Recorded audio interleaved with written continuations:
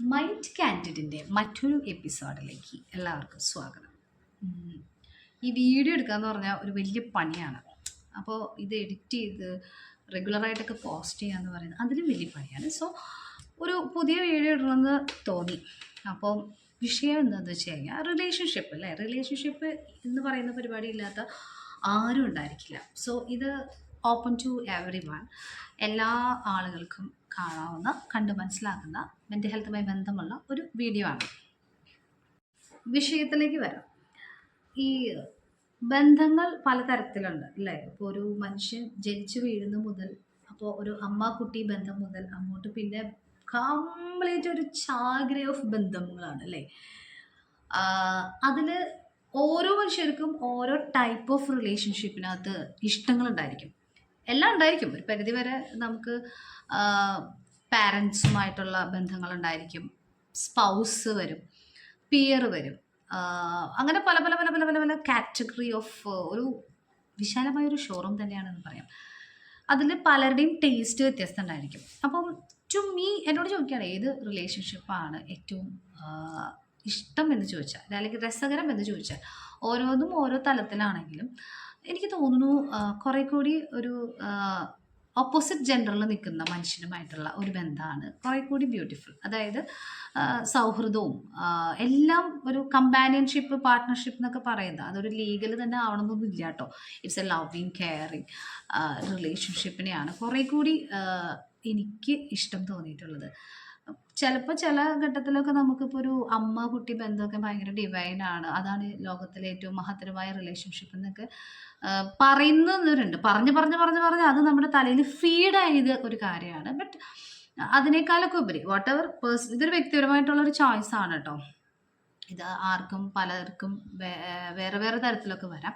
So എൻ്റെ ഒരു കാഴ്ചപ്പാടാണ് ഞാൻ പറഞ്ഞത്. എനിക്ക് കുറേ കൂടി കംഫർട്ടബിളായിട്ട് തോന്നിയിട്ടുള്ളത് നമുക്ക് ഒരു ഓപ്പോസിറ്റ് ജെൻഡറിലേക്കുള്ള ഒരു റിലേഷൻഷിപ്പ്. ഇത് കേൾക്കുമ്പോൾ പലരും പല തരത്തിലായിരിക്കും ആലോചിക്കുന്നുണ്ടാവുക. പക്ഷെ ഇത് ഈ റിലേഷൻഷിപ്പിൽ എന്താ പറയുക, നമുക്ക് എപ്പോഴും ഒരു ബ്യൂട്ടി മാത്രവും രസകരമായിട്ടുള്ള കാര്യങ്ങൾ മാത്രമല്ല, there will be lots of conflicts. അപ്പോൾ ഈ കോൺഫ്ലിക്ട്സ് ഒക്കെ ഉള്ളൊരു സാഹചര്യത്തിനകത്ത് എങ്ങനെ ഒരു റിലേഷൻഷിപ്പിനെ നമുക്ക് മുന്നോട്ട് നല്ല രീതിയിൽ പോകണം എന്നതിനെ പ്രതിപാദിക്കുന്ന ഒരു വീഡിയോ ആണിത്. അപ്പോൾ ബന്ധങ്ങളിൽ എപ്പോഴും നമ്മൾ പറഞ്ഞു കേട്ടിട്ടുള്ളൊരു കാര്യമാണ് we should have some effort ഇടുമ്പോഴാണ് നമുക്കത് തിരിച്ചു കിട്ടുക എന്നുള്ളൊരു കാര്യം. ഇതൊരു കോൺട്രവേഴ്സിയാണ് ശരിക്കും പറഞ്ഞാൽ. റിലേഷൻഷിപ്പിൽ എപ്പോഴും എഫേർട്സ് വേണോ വേണ്ടയോ എന്നുള്ളത്. ഈ അടുത്തൊക്കെ നമ്മളിങ്ങനെ പറഞ്ഞു കേട്ട ഒരു സെലിബ്രിറ്റി പറഞ്ഞ കാര്യമുണ്ട്. നമ്മൾ എഫേർട്ട് ഇടുകയാണെങ്കിൽ പിന്നെ അതിൻ്റെ പിന്നിൽ എന്താ സൗഹൃദത്തിനൊക്കെ പറയാനുള്ളത്. ശരിക്കും നല്ല സൗഹൃദങ്ങളൊന്നും എഫേർട്ട് ഇടാതെയും മെയിൻറ്റെയിൻഡ് ആയിട്ട് പോകണം. ദാറ്റ് ഇസ് ബെസ്റ്റ് സൗഹൃദംസ് എന്നൊക്കെയാണ് പറഞ്ഞത്. സംഭവത്തിനകത്തൊരു പോയിന്റ് ഉണ്ട്.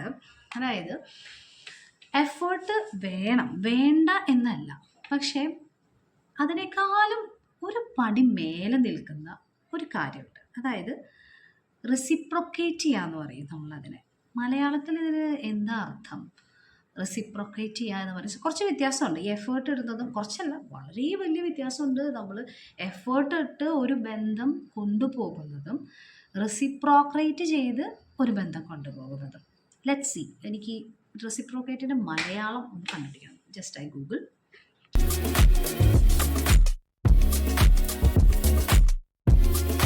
നമ്മൾ റെസിപ്രോക്കേറ്റിനെ മലയാളീകരിച്ച് വരുമ്പോൾ ഗൂഗിൾ പറയുന്നത് പ്രത്യുപകാരം ചെയ്യുക എന്നുള്ളതാണ്. പക്ഷെ അതിനേക്കാളും കുറച്ചുകൂടി നമ്മൾ ഈ ഡിക്ഷണറി ഒക്കെ ഉപയോഗിച്ചിട്ട് നമ്മൾ കാര്യങ്ങളെ കൈകാര്യം ചെയ്യുമ്പോൾ പലപ്പോഴും അതിൻ്റെ കോണ്ടെക്സ്റ്റ് കിട്ടാറില്ല.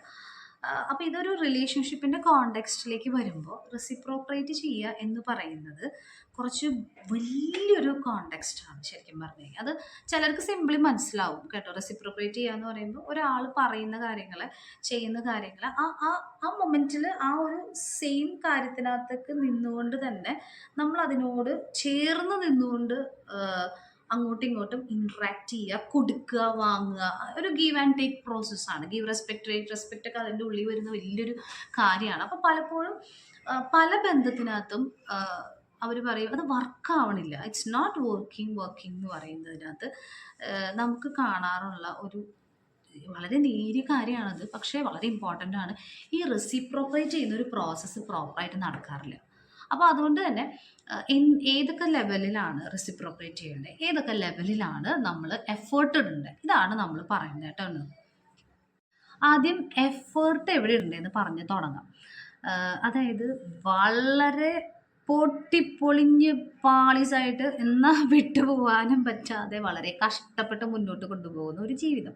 അവിടെ റിലേഷൻഷിപ്പിൽ എഫേർട്ട് ആവശ്യമാണ്. അതുപോലെ തന്നെ ഏതൊരു ബന്ധം സ്റ്റാർട്ട് ചെയ്യുമ്പോഴും അതിൻ്റെ ഒരു ഇനീഷ്യൽ സ്റ്റേജ് ഉണ്ടല്ലേ, ആ ഇനീഷ്യൽ സ്റ്റേജിലും ചിലപ്പോൾ വളരെ കോൺഷ്യസ് ആയിട്ടുള്ള എഫേർട്സ് നമ്മൾ ഇടേണ്ടി വരും. ഓക്കെ. ദെൻ ഇനി ഞാൻ ആദ്യം പറഞ്ഞ പൊട്ടിപ്പൊളിഞ്ഞ് പാളിസായ ആൾക്കാരുകൾ ചിലപ്പോൾ നമ്മളെ പോലുള്ള ആൾക്കാരൊക്കെ അടുത്ത് വരും, കൗൺസിലിങ്ങിനൊക്കെ വരും. അല്ലെങ്കിൽ ചിലപ്പോൾ അത് കൗൺസിലിങ്ങിന് നിൽക്കും. ചിലർക്ക് ഇനി കുറച്ച് ട്രീറ്റ് ചെയ്യപ്പെടേണ്ട കുറച്ച് വിഷയങ്ങളുണ്ടെങ്കിൽ ഡയഗ്നോസിസിനും കാര്യങ്ങൾക്കൊക്കെ ആയിട്ട് നമ്മൾ സൈക്കോളജിസ്റ്റിനെ കാണും. ചിലർക്ക് മരുന്ന് കഴിക്കേണ്ടി വരും, അപ്പോൾ സൈക്യാട്രിസ്റ്റിനെ എടുക്കാം. അപ്പോൾ ഒരു മെൻ്റൽ ഹെൽത്ത് ട്രീറ്റ്മെൻറ്റിലൂടെ കടന്നു പോകുന്ന ആൾക്കാരുണ്ടായിരിക്കും, ഒരു സൂപ്പർവിഷൻ ഉണ്ടായിരിക്കും. അപ്പോൾ അത് അവർ പറഞ്ഞിട്ടുണ്ടാവും ഇത്ര സമയമാണ് സൂപ്പർവിഷൻ ഉള്ളത്, അല്ലെങ്കിൽ ഇത്ര നാൾ മരുന്ന് കഴിക്കണം. ആ ഒരു സമയത്തിനകത്ത്, കാരണം അതൊരു വലിയ പ്രോസസ്സ് തന്നെയാണ്, മിക്കവാറും കാര്യമായിട്ട് അവരുടെ ഡെയിലി ലൈഫിനെയും കാര്യങ്ങളെയൊക്കെ ബാധിക്കുന്ന ഒരു അവസ്ഥയിലാണല്ലോ നമ്മളൊരു ട്രീറ്റ്മെൻറ്റിനൊക്കെ പോകുന്നത്. അങ്ങനെ ഇരിക്കുന്ന സമയത്ത് ഈ പറഞ്ഞ എഫേർട്ട് ഒരു വലിയ വിഷയമാണ്. എഫേർട്സ് ഇടണം, നമ്മൾ എഫേർട്ട് വേണം. ഓക്കെ.